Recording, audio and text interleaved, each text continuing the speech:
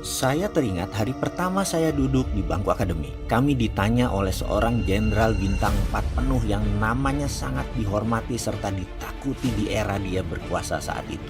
Dia bertanya, apa tugas intelijen? Yang hadir di ruangan itu terdiam semua. Dan beliau jalan keliling-keliling dan tepat di depan meja saya dia stop dan menggebrak meja saya. Apa tugas intelijen, Mardigu? Saya dengan setengah gemetar berkata, First line of defense, garda terdepan sebuah pertahanan negara. Kelas mendadak hening dan menegang karena dia bergeming dan wajah kerasnya memerah. Bukan, katanya melotot kepada saya. Saya diam saja, namun hati kecil saya tetap bertahan pada pemahaman saya. Tugas intelijen adalah garda pertahanan yang terdepan. Kalau diibaratkan kita punya rumah di pinggir hutan, maka kita wajib punya anjing penjaga.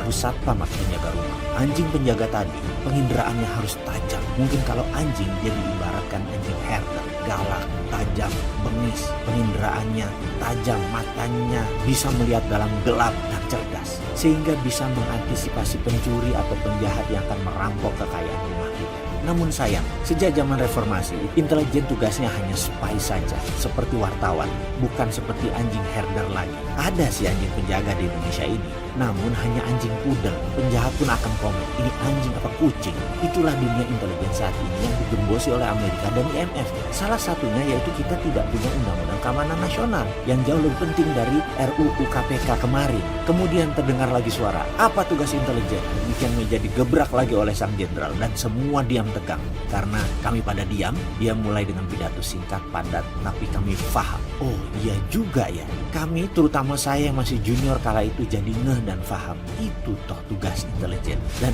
kalau kembali ke masa sekarang, pantas aja jadi begini negara ini karena unsur itu hilang dalam sendi bernegara. Oke, saya paham. Untung banyak orang yang tidak tahu dan tidak mau tahu apa yang dikatakan Jenderal Bintang 4 tersebut. Maka saya jadi gak ungkap deh. Kecuali ada yang mau, saya baru mau ungkapkan.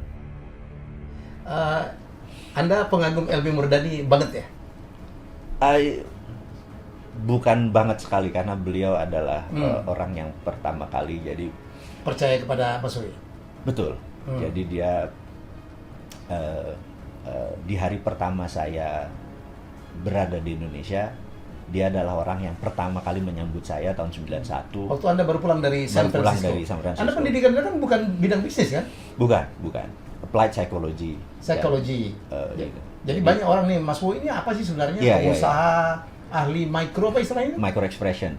Micro expression, bisa hipnoterapi. Ya, karena kemudian S2-nya kan memang criminal mind and forensic investigator.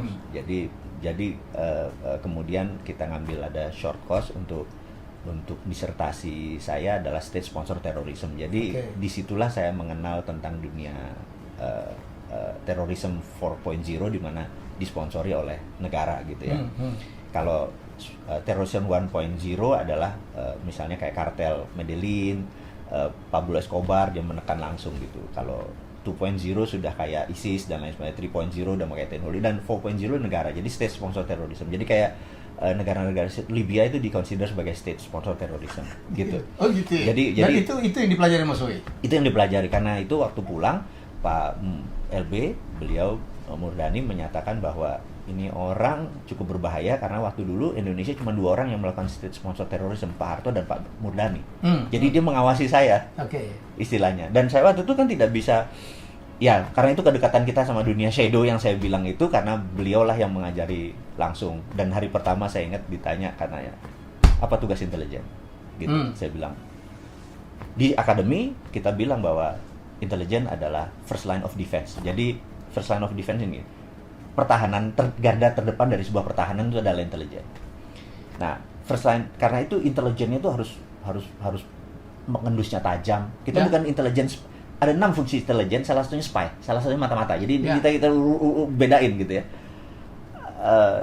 Kemudian saya bilang first line of defense, di mana garda terdepan sebuah pertahanan adalah intelijen. Jadi intelijen itu ibaratnya anjing tuh herder, buas, tajam, bengis. Bahkan sebelum bergerak pun, karena dunia pertahanan adalah eradicate threat. Ini harus dicatat nih, ini sebagai pelajaran aja bahwa tugas pertahanan, tugas militer adalah eradicate threat, meniadakan ancaman.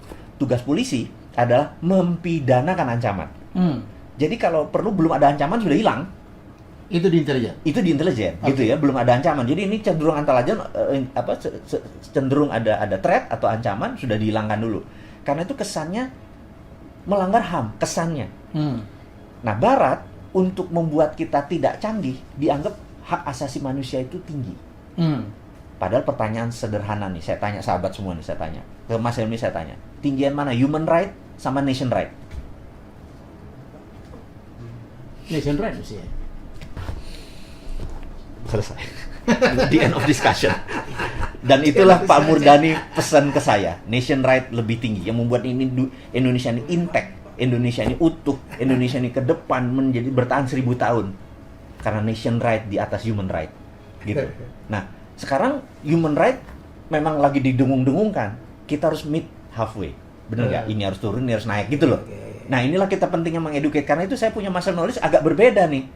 Itu saya terus deliver karena Jadi, itu Mas Wowi itu memang tahunya terlalu banyak gitu ya. Dia ngerti terorisme. Makanya sebelum-sebelumnya dia lebih dikenal di TV itu kan kalau ada terorisme gitu dipanggil gitu ya untuk minta pendapat.